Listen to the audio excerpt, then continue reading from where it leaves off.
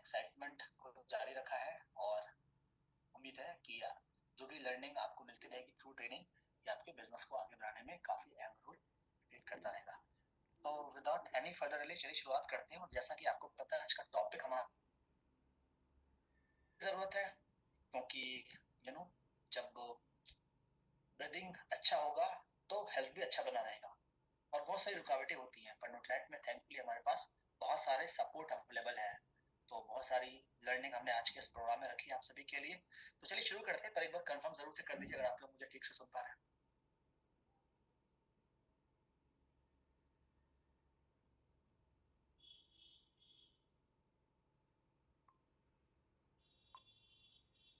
Nice, that's great.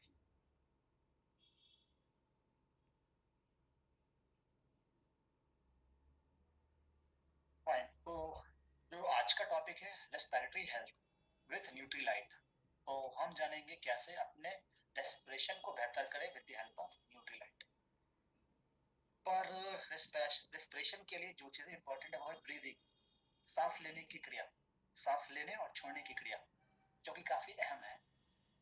तो जब भी हम सांस खींचते हैं, कभी भी किसी भी मोमेंट में,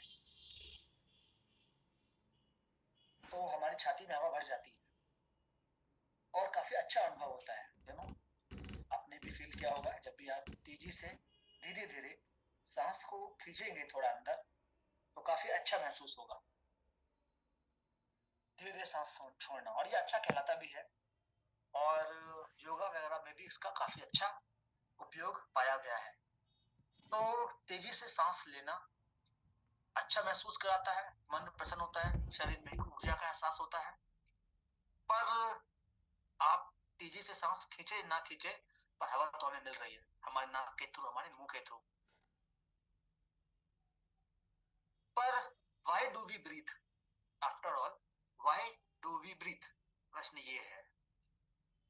तो चलिए कुछ रीजंस की तलाश चले कि why we need a respiratory system, why we need a respiratory system. तो think of all the reasons, जो भी रीजंस आपके दिमाग में आ रहे हैं, जो भी आपको रीजन लग रहा है कि ब्रीदिंग हमारे लिए इंपॉर्टेंट है, क्या क्या फायदा होता है, एक बार आप चैट विंडो में जरूर से हमें चैट करके बताएं प्लीज।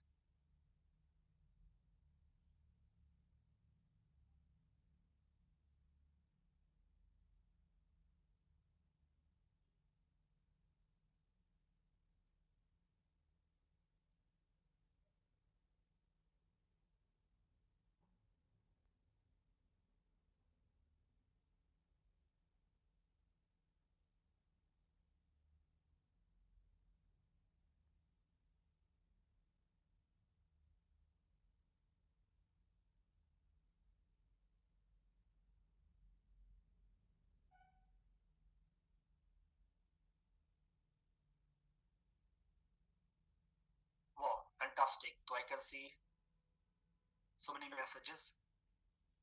तो प्रश्न ये था कि व्हाई डू वी ब्रीथ, हमें श्वसन क्रिया की क्या जरूरत होती है। फॉर ऑक्सीजन, क्योंकि ऑक्सीजन तो जीवन का आधार है। फॉर द एनर्जी, ऊर्जा के लिए भी ऑक्सीजन चाहिए। Well said, oxygen is essential for every organ, हर एक ऑर्गन को ऑक्सीजन की जरूरत पड़ेगी फंक्शन के लिए। तो बिल्कुल सही, जीवित रहने के लिए, ऑफ कोर्स एनर्जी क्रिएट करने के लिए। तो ऊर्जा है तो एनर्जी की जरूरत है, ऑक्सीजनेशन के लिए, बिल्कुल सही। फाइन। तो रेस्पिरेटरी सिस्टम से ऑक्सीजन आता जाता रहता है। Okay, perfect, that's great. तो जैसा आपने कहा बिल्कुल सही, सारे के सारे पॉइंट वैलिड हैं, एक्चुअल है। तो every function of our body, जो डे टू डे फंक्शन होता है हमारे शरीर का, जैसे कि फूड का डाइजेशन, जैसे कि मसल्स का मूवमेंट, और इवन आप सोच रहे हैं या समझ रहे हैं, तो ऑक्सीजन चाहिए हमें। मतलब ये कि अगर थोड़ी बहुत भी मूवमेंट हो रही है, चलना फिरना भी पॉसिबल है, तो इसलिए क्योंकि हमारे हाथ पैर के कोशिकाओं को सही प्रकार से ऑक्सीजन मिल पा रहा है। तो मसल्स का मूवमेंट हो, दिमाग का फंक्शन करना हो, या हमारे शरीर के कोई भी इंटरनल ऑर्गन काम कर रहे हो, जैसे कि हमारा हार्ट, लंग्स, किडनी, ये सारे तभी वर्क कर रहे हैं जब इन सारे ऑर्गन्स के कोशिकाओं को सही प्रकार से ऊर्जा मिल रही है, और ये ऊर्जा के लिए ऑक्सीजन एक इंपॉर्टेंट कंपोनेंट है। तो जब भी हमारे कोशिकाओं को ऊर्जा चाहिए, हमारे फूड में मौजूद ग्लूकोज और रेस्पिरेशन के थ्रू ऑक्सीजन की जरूरत पड़ती है। तो हमने पिछले कई सेशन में भी बताया है कि कोशिकाओं से ही एनर्जी जनरेट होती है, पर कोशिकाओं को एनर्जी जनरेट करने के लिए रेस्पिरेशन के थ्रू ऑक्सीजन और डाइजेस्टिव सिस्टम के थ्रू ग्लूकोज की आवश्यकता पड़ती है। तो फिर एनर्जी और वाटर और कार्बन डाइऑक्साइड जनरेट होता है। तो कार्बन डाइऑक्साइड वेस्ट प्रोडक्ट के रूप में प्रोड्यूस हुआ है और इस कार्बन डाइऑक्साइड को शरीर से बाहर करने की प्रक्रिया भी रेस्पिरेशन के अंदर आती है और इस काम में लंग्स का काफी महत्वपूर्ण रोल होता है। तो job of your lungs is to provide your body with oxygen. तो हमारे शरीर को, पूरे शरीर के कोशिकाओं को ऑक्सीजन चाहिए और जो वेस्ट है कार्बन डाइऑक्साइड, उससे छुटकारा भी। और इसी सभी के लिए हमें रेस्पिरेशन की जरूरत है, इसी के लिए हम ब्रीथ करते हैं। Okay, that's great. तो चलिए यहां से देखते हैं कि रेस्पिरेटरी सिस्टम कैसे फंक्शन करता है। रेस्पिरेटरी सिस्टम फंक्शन कैसे होता है? तो respiratory system brings oxygen into your body. Oxygen हमें चाहिए और ये पॉसिबल है थ्रू रेस्पिरेटरी सिस्टम। और सिस्टम होता क्या है? जिसमें बहुत सारे ऑर्गन्स मिलकर काम करते हैं। तो ये जो श्वसन क्रिया है उसके लिए भी कई सारे ऑर्गन हैं और ये सारे ऑर्गन का जो काम है, जो कि रेस्पिरेटरी सिस्टम से रिलेटेड है, वो कि ऑक्सीजन हमें मिले, हमारे शरीर की कोशिकाओं को मिले और कार्बन डाइऑक्साइड से छुटकारा मिले। और lungs are part of respiratory system और ये हमारे चेस्ट में है, प्रोटेक्टेड बाय रिब केज। लेकिन होता ये ना कि अगर रेस्पिरेटरी सिस्टम में प्रॉब्लम होगी तो हमारे लंग्स में ऑक्सीजन पहुंचना भी कम हो जाएगा, दुर्बल हो जाएगा, जिससे कि बहुत सारे प्रॉब्लम्स शुरू होते हैं। तो लंग्स का भी इंपॉर्टेंट रोल होता है, इसलिए लंग्स के महत्व को भी समझना जरूरी है। So why are lungs important? क्या लगता है आपको लंग्स क्यों इंपॉर्टेंट है, लंग्स की क्या जरूरत पड़ती है? तो कुछ पॉइंट अगर आपके दिमाग में आ रहे हैं तो आप चैट विंडो में हमें बता सकते हैं। Why are the lungs important? Lungs का एज सच क्या रोल होता है? लंग्स का एज सच क्या रोल होता है? तो जाहिर सी बात है, लंग्स है तो रेस्पिरेटरी सिस्टम कंप्लीट हो पा रहा है, तभी ये चीजें हैं जो सही प्रकार से ओवरऑल वर्क कर रही हैं। सो वेल सर,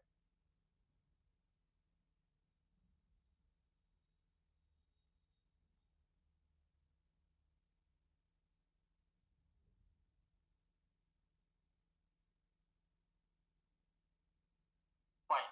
तो लंग्स क्यों इंपॉर्टेंट है? लंग्स ऑक्सीजनेशन के लिए, लंग्स से ही लंग्स के कारण ही हमारे कोशिकाओं को ऑक्सीजन मिल पाता है थ्रू ब्लड एंड डिटॉक्सिफिकेशन के लिए भी। Okay, great. तो लंग्स एंड रेस्पिरेटरी सिस्टम ये ऑटोमेटिकली वाइटल प्रोसेस, जिसको हम कहते हैं गैस एक्सचेंज, इसको ये पूरा करते हैं। इसके अलावा भी ना, in addition to gas exchange, respiratory system बहुत सारे दूसरे रोल भी करता है, जैसे कि bringing air to the proper body temperature और इसको सही ह्यूमिडिटी लेवल में बनाकर रखना। तो हवा तो हम ले लेते हैं, लेकिन बाहर की हवा कैसी है? गंदी है ना, टेम्परेचर हाई है, कम है, पर इसको सही अनुकूल मात्रा में हमारे शरीर की कोशिकाओं तक पहुंचाने का काम भी हमारा ये लंग्स ही करता है। और बहुत सारे हार्मफुल सब्सटेंस को ये शरीर से बाहर करता है। कैसे कि जब भी कभी खांसी या फिर कभी कोई जुकाम वगैरह या छींक वगैरह आती है, तो जो भी हवा से लिया हुआ बेकार की चीजें हैं धूलकण के रूप में या फिर वायरस बैक्टीरिया के रूप में, तो इसको भी रिमूव करने में लंग्स की मदद ली जाती है। और लंग्स हमारा सेंस ऑफ स्मेल के लिए भी सपोर्टिव होता है, यानी जो सूंघने की शक्ति होती है, ठीक है, तो इसमें भी लंग्स का रोल है। तो लंग्स इंपॉर्टेंट और इसलिए इसके बारे में बात करना आवश्यक हो जाता है। तो चलिए देखते हैं कि हमारे रेस्पिरेटरी सिस्टम में कौन कौन से ऑर्गन सम्मिलित होते हैं। तो हमने कहा कि जब भी सिस्टम की बात होती है, जैसे होता है ना कंप्यूटर सिस्टम, तो कंप्यूटर सिस्टम कैसे बनेगा? उसमें आपका माउस भी होना चाहिए, उसमें आपका कीपैड, उसमें आपका कीपैड भी होना चाहिए और यूपीएस भी होना चाहिए। तो डिफरेंट चीजें होंगी तो जाकर के पूरा कंप्यूटर काम करता है, जो डेस्कटॉप कंप्यूटर होता है। तो उस प्रकार से रेस्पिरेटरी सिस्टम के लिए भी बहुत सारे ऑर्गन मिलकर एक साथ काम करेंगे। जब एक दूसरे से जुड़े रहेंगे, सारे ऑर्गन काम करेंगे, तो ये पूरा सिस्टम कंप्लीट हो पाएगा। तो उसमें नोज भी है, फेरेंक्स भी है, लैरिंक्स भी है, ट्रैकिया है, ब्रोंकाई है, और फिर आपका लंग्स और एल्वियोली भी है। चलिए, तो हम ये जानते हैं कि यहाँ पे हम सांस कैसे लेते हैं, श्वसन क्रिया कैसे होती है। तो यहाँ पे हमने आपको दिखाया हुआ है, यू नो, जब भी ऑक्सीजन हम ग्रहण करते हैं, यानी ऑक्सीजन कहाँ पे है? एवरीवेयर। और आसपास हमारे केवल ऑक्सीजन ही नहीं होता, और भी दूसरे गैसेस होते हैं, पर हमारे शरीर को चाहिए होता है ऑक्सीजन। तो कितनी अच्छी बात है, ये ऑक्सीजन को ग्रहण कर लेता है, यानी कि कई सारी गैसेस में हमारा शरीर जो है वो ऑक्सीजन की पहचान करके उसको निचोड़ लेता है, निकाल लेता है अपने लिए, है ना, उसको ले लेता है। तो नजल कैविटी, नाक के थ्रू जनरली, और कुछ हवा हमारे मुंह के थ्रू भी जाती है, पर नाक के थ्रू जनरली हवा जो है वो ऑक्सीजन जो है वो प्रवेश कर जाती है through the nasal cavity. Nasal cavity, cavity मतलब खाली जगह, तो नजल कैविटी होता है नाक में जो छेद खाली जगह है, तो हवा उसके थ्रू गई, नजल कैविटी। और आप देखेंगे यहाँ पे नजल कैविटी, और फिर ये जो नीचे जाएगा वो है फेरिंग्स, ट्रैकिया, ये जो विंड पाइप है, और इस तरह से ये जाकर के दो पेयर ऑफ लंग्स में जो हवा है वो चली जाती है, ऑक्सीजन है वो चला जाता है। तो यहाँ पे ओरल कैविटी, लैरिंक्स, ऐसे कई सारे ऑर्गन्स होते हैं। फिर यहाँ पे एक और ऑर्गन है जो इंपॉर्टेंट है, जिसके बारे में थोड़ा बात कर लेते हैं, ये है डायफ्राम। तो लंग्स की हमने बात की, अभी लंग्स जो है वो इस डायफ्राम में, यानी एक तरह से ये बेस है ना, एक तरह से ये बेस है जिस पर ये हमारा लंग्स टिका हुआ है, या कह सकते हैं लंग्स रखा हुआ है जैसा है, ठीक है, लंग्स जो है वो रखा हुआ है, ठीक है। तो ये जो यू नो एक एक करके हम सारी चीजों पर डिस्कस करेंगे। एक बार पहले यहाँ पे बात कर लेते हैं। तो ये है डायफ्राम, ये है डायफ्राम, और ये है लंग्स, और इस तरह से ये जो ऊपर है वो है नजल कैविटी। तो जब भी ऑक्सीजन आता है, यानी नजल कैविटी से होकर ये क्रॉस करता है फेरिंग्स, देन ये ट्रैकिया, ठीक है, यहाँ पे लैरिंग्स, तो ये जो हवा जो अंदर आई लंग्स में आई, तो ये जो डायफ्राम है, तो डायफ्राम क्या होता है कि ये जो डायफ्राम है, जब भी हम सांस खींचते हैं तो होता कुछ ये है कि व्हेन यू ब्रीद इन, ये जो डायफ्राम है वो नीचे की ओर मूव डाउन हो जाता है, ये नीचे हो, और लंग्स में हवा भर जाएगी, लंग्स में की हवा भर गई, ठीक है। तो कुदरत का बनाया हुआ कैसा यहाँ कमाल है कि डायफ्राम, यह जो नीचे है, ये नीचे की ओर झुका, ये नीचे की ओर आया, और हवा यहाँ पे भर गई। तो ये हुआ जब ऑक्सीजन इन होता है, जब ऑक्सीजन शरीर के अंदर जाता है। अब क्या हो रहा है, जब हम सांस छोड़ते हैं तो रेस्पिरेशन में तो ऑक्सीजन ऑक्साइड जब शरीर से बाहर निकलता है, कार्बन डाइऑक्साइड कहाँ पे, ऑक्सीजन है हमारे लंग्स में, और कार्बन डाइऑक्साइड भी है, ठीक है। अब ये दोनों कैसे आता है इसके बारे में आगे बात करेंगे। पर जब बैलून में हवा भर जाए तो क्या होता है, हवा जब उसको, हवा को जब, है ना, जब निकालेंगे तो क्या होगा, लंग्स जो बैलून है वो छोटा होता जाएगा, वो उसको दबाएंगे, है ना, बैलून को दबाएंगे तो हवा निकलेगी बाहर। तो डायफ्राम जब ऊपर की ओर जाएगा तो ये जो लंग्स है वो कॉन्ट्रैक्ट करेगा। पहले क्या हुआ, एक्सपेंड हुआ, लंग जो है वो फैल गया, हवा भर गई। अब ये जो लंग्स है वो कॉन्ट्रैक्ट की, जिससे कि हवा जो है वो शरीर से बाहर निकल गई। तो एवरी टाइम, है ना, जब भी सांस जाती है तो डायफ्राम नीचे की ओर जाता है, लंग्स में हवा भर जाती है, लिप्स के थोड़ा ऊपर होता है, और इस तरह से जब डायफ्राम, ठीक है, जब पीछे की ओर जाता है, ऊपर की ओर ढकला जाता है, कॉन्ट्रैक्ट होकर के हवा जो है बाहर चली जाती है। और ये ओवरऑल ये रेस्पिरेटरी सिस्टम वर्क कैसे करता है, चलिए इसको पहले थोड़ा सा अच्छी तरीके से समझ लेते हैं। तो when you breathe in by contracting your diaphragm, ये तो हमने जान लिया, जो हमारे लंग्स में बेस पर है, ठीक है, डायफ्राम के ऊपर लंग्स है हमारा, पेयर ऑफ लंग्स है चेस्ट कैविटी में।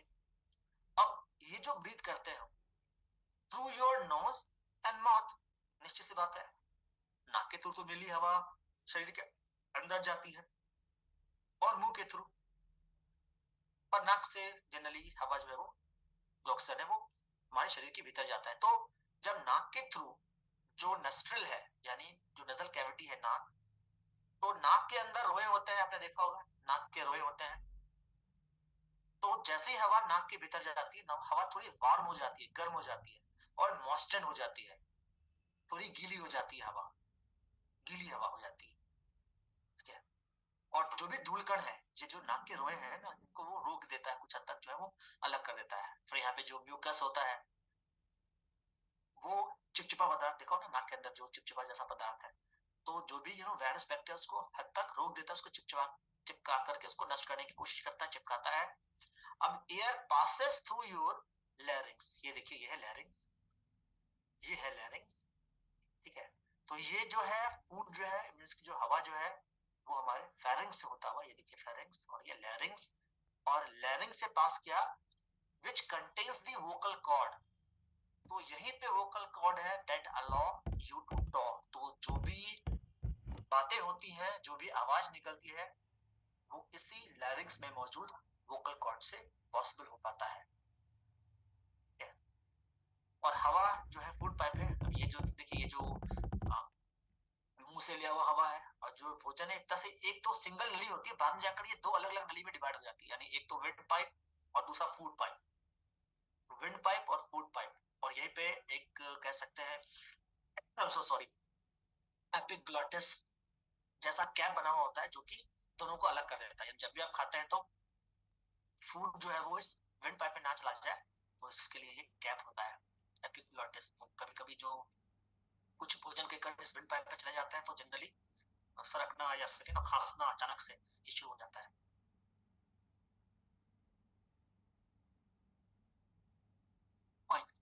तो लैरिंग्स, यहाँ पे जो वोकल कॉर्ड है, और यहाँ से जो हवा गई, ऑक्सीजन गया, ठीक है, ये गया, ये है ट्रैकिया। और ये एक तरह से है ना, यहाँ पे ये एक राउंड राउंड कह सकते हैं, स्प्रिंग नुमा जैसा कुछ नजर आ रहा है, रिंग जैसा कुछ। तो हवा जाए पर ये कोलैप्स ना कर जाए, इसलिए यहाँ पे एक अच्छी बनावट है। अब ये विंड पाइप से फूड जो है वो ये अलग अलग दो ब्रांचेस में डिवाइड हो जाता है। तो ब्रोंकियल ट्यूब है और ये ब्रोंकियोल्स। तो air passes through the upper airway including the trachea, wind pipe and bronchi to reach your lungs. अब ये जो है वो लंग्स में पहुंचेगा, लंग्स में। और यहाँ पे मैं आपको बता दूं कि lining of the respiratory track, जो लाइनिंग होता है ना, इनर लाइनिंग जो होता है, वो जो रिस्पिरेटरी ट्रैक में म्यूकस सीक्रेट होता है, चिपचिपा सा पदार्थ स्टिकी, जो फॉरेन पार्टिकल को चिपका करके नष्ट करता है। अब मेन काम शुरू होता है लंग्स में, जहाँ पे हमने बात की। तो अगर आप देखें तो यहाँ पे बहुत सारे ब्रांचेस नजर आ रहे हैं, है ना, बहुत सारे यहाँ पे जो ब्रोंकस है, बहुत सारे यहाँ पे जो है ये जो पूरे लंग्स में इनका जाल फैला हुआ है, पूरे लंग्स में जाल है। देखिए इस तरह से अगर इसको उल्टा कर दिया जाए ना, तो एक पेड़ जैसा, जो पेड़ की बहुत सारी शाखाएं होती है ना, अगर पत्ते हटा दिए जाए पेड़ में, ठीक है, इसको उल्टा करें तो पेड़ में जो ढेर सारी जो शाखाएं होती हैं बिना पत्ते वाली, उसी तरह से कुछ नजर आएगा। तो ढेर सारी शाखाएं हैं दोनों ओर, लेफ्ट और राइट दोनों ओर। तो लंग्स में क्या होता है, air sits in small air sacs called alveoli. तो ये जो ब्रांचेस है, ये जो ब्रांचेस उसी के एंड में, उसी के एंड में ये एक एयर सैक होता है, एयर बैग जैसा स्ट्रक्चर कह सकते हैं, जिसको एल्वियोली कहते हैं। ये देखिए ये, तो क्या होता है, oxygen from the air you breathe in travel from your alveoli into your bloodstream. तो यहाँ पे मेन काम शुरू होता है, यानी ऑक्सीजन जो आया ये नजल कैविटी से होता हुआ फेरेंक्स, लैरिंक्स, ट्रैकिया, और ये जो ब्रोंकियल ट्यूब है। अब ये जो डिफरेंट एंड है, यानी ये जो ब्रांचेस के एंड है, तो वहां पे ये एलोविली है, और वहां पे क्या हो रहा है, एलो, तो ये इंपॉर्टेंट यहाँ पे साइट है, देख रहे हैं ना, ये जो ट्यूब है, एयर ट्यूब। अब यहाँ पे ये जो एंड है, यहाँ पे एल्वियोली है, ठीक है, एयर जैसा, एयर बैग जैसा। और इसी के चारों ओर कैपिलरीज है, कैपिलरीज यानी कि ब्लड वेसल्स, रक्त कोशिकाएं, रक्त कणिकाएं जो है यहाँ पे, ये जो ब्लड वेसल्स है वो चारों ओर इस एल्वियोली को घेरा हुआ है, ये देख रहे हैं। तो स्लाइटली ऑयली सरफेक्टेंट होता है, prevent the alveolar wall from collapsing and sticking together, तो एक दूसरे चिपक ना जाए। तो इस तरह से एक स्लाइटली ऑयली सरफेक्टेंट होता है यहाँ पे जनरली। अब यहाँ पे क्या हो रहा है, ये देखिए ऑक्सीजन तो इसमें भर गया, ऑक्सीजन भर गया यहाँ पे, जब भी आपने सांस लिया और लेते ही रहते हैं, तो एल्वियोली से हवा भर गई, यहाँ पे हवा भर गई। और इसमें ये देखिए चारों ओर जो है वो ब्लड कैपिलरीज है। तो ये जो ऑक्सीजन है, अब इस ऑक्सीजन जो है वो अब ये इस ब्लड कैपिलरीज में चला जाता है, यानी इस ब्लड कैपिलरीज में क्या है, ब्लड है, ब्लड है, यहाँ से ब्लड घुस गया, ब्लड चला गया अंदर, चला गया। अब यहां से ब्लड कैपिलरीज से ये जो ब्लड कैपिलरीज में ऑक्सीजन गया, यानी हवा में ऑक्सीजन घुल गया, I am so sorry, blood में ऑक्सीजन घुल गया, ब्लड में ऑक्सीजन घुल गया, और घुल करके ये जो है, जो ब्लड में जिसमें ऑक्सीजन है, ये अब जाता है हमारे हार्ट में, और हार्ट पंप करके पूरे शरीर की कोशिकाओं को भेज देता है। अब यहाँ पे एक और चीज है, महत्वपूर्ण चीज है जिसको समझने की जरूरत है। सिंपल, जैसे कि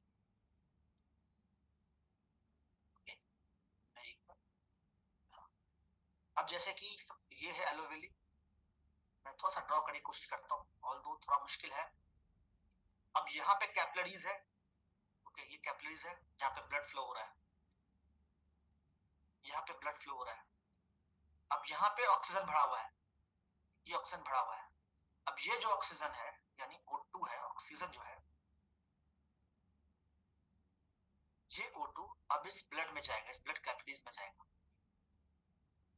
कैसे जाएगा? ये इसको हम कहते हैं डिफ्यूजन, थ्रू डिफ्यूजन। डिफ्यूजन मतलब क्या हुआ, जैसे कि मान लिया आपने एक गिलास पानी लिया, और पानी में जो होली में खेलने वाला जो रंग होता है ना, वो जो पाउडर वाला रंग होता है, तो पाउडर वाले रंग को डालेंगे या फिर इंक को डालेंगे, स्याही को डालेंगे, तो जिस जगह पे आप स्याही डालेंगे या कलर डालेंगे, वो कलर धीरे धीरे धीरे धीरे पूरे पानी पर फैलता जाएगा, पूरे पानी पर फैलता जाएगा, धीरे धीरे धीरे पूरे पानी पर फैल जाएगा। इसको हम कहते हैं diffusion.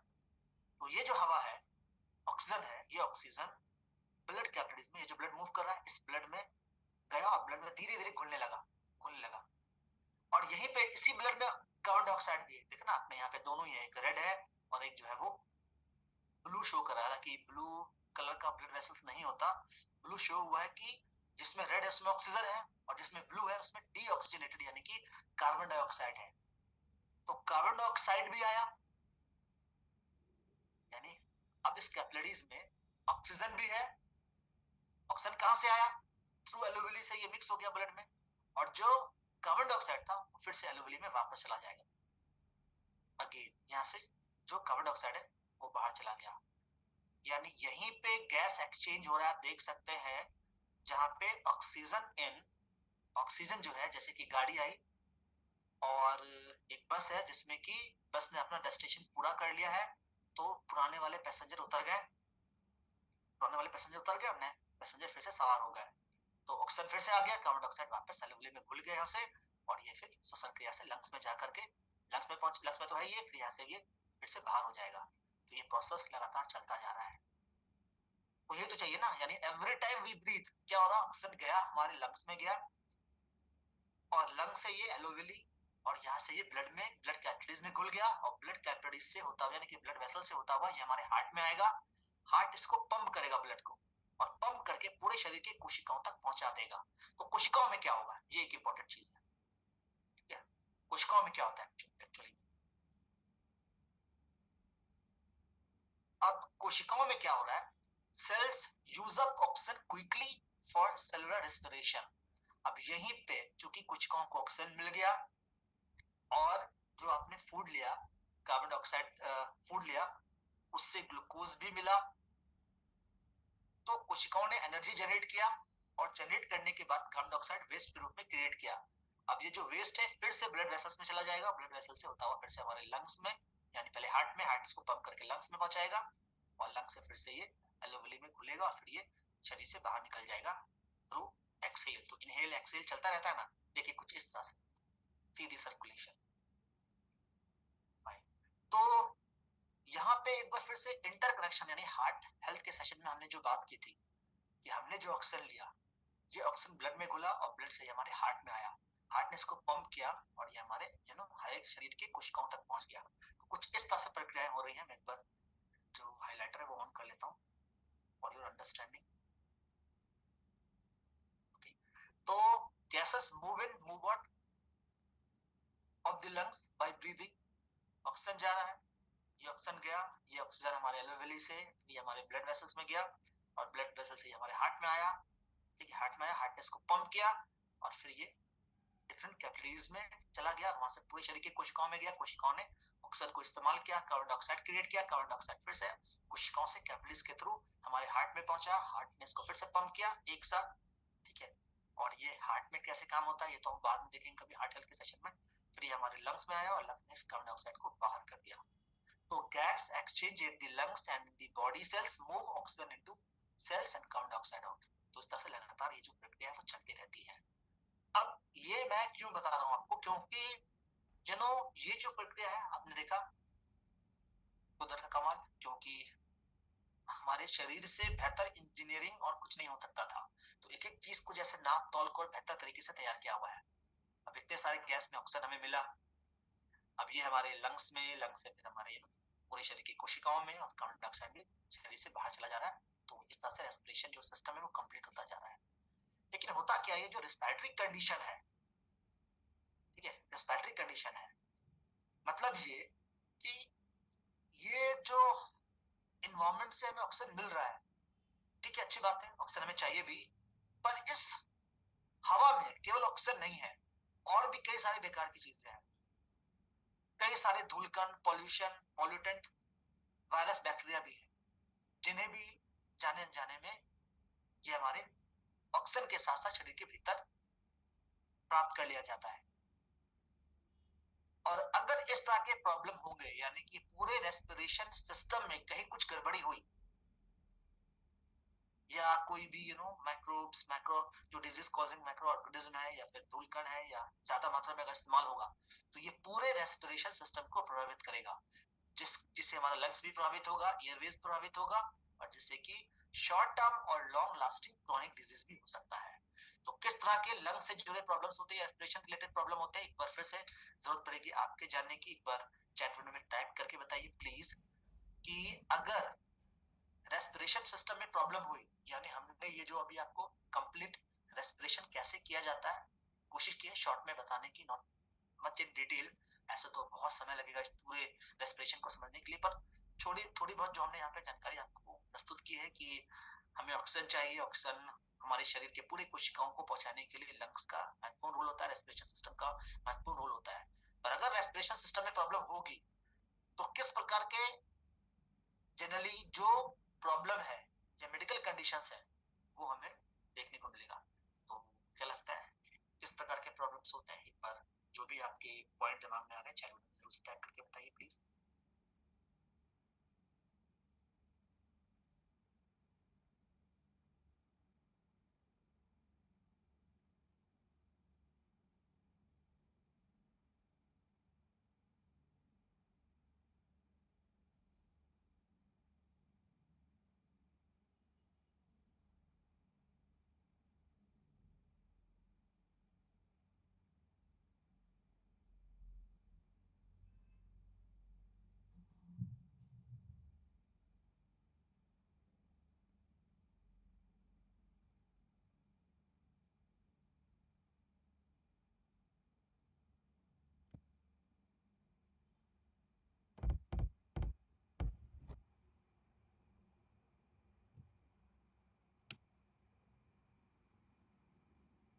Wow, so many numbers, great. So I can see great responses here. तो प्रश्न ये था कि अगर रेस्पिरेशन सिस्टम में प्रॉब्लम है तो किस प्रकार के जनरली कंडीशंस देखे जाएंगे। तो अस्थमा भी होगा, bronchitis, breathing trouble, beat attack, okay, asthma, airways obstruction, bronchitis कहते हैं जिसको, आइटिस यानी इन्फ्लेमेशन, तो ब्रोंकस में ये जो ट्यूब है जिससे कि हवा पास हो रही है, अगर इसमें प्रॉब्लम होगी तो कफ और इन्फ्लेमेशन शुरू हो जाएगा।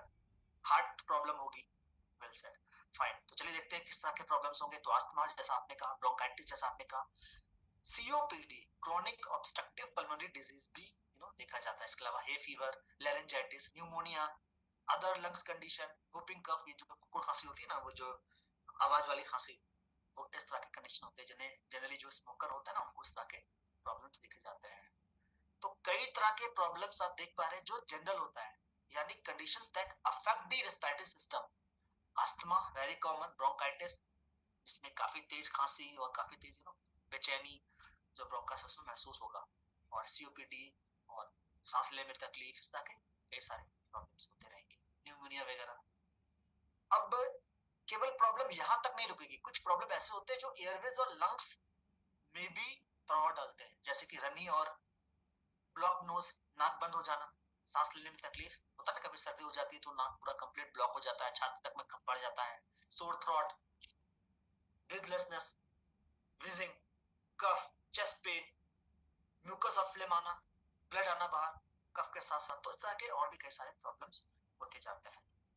अब how to keep your respiratory system healthy, जिसका हमें जरूर से समझने की जरूरत है, क्योंकि प्रॉब्लम तो हमने देख ली, अगर रेस्पिरेटरी सिस्टम ठीक नहीं होगा तो कुछ शॉर्ट टर्म प्रॉब्लम और कुछ लॉन्ग टर्म क्रॉनिक प्रॉब्लम्स भी हो सकते हैं, और बहुत सारी चीजें हो सकती हैं उसमें।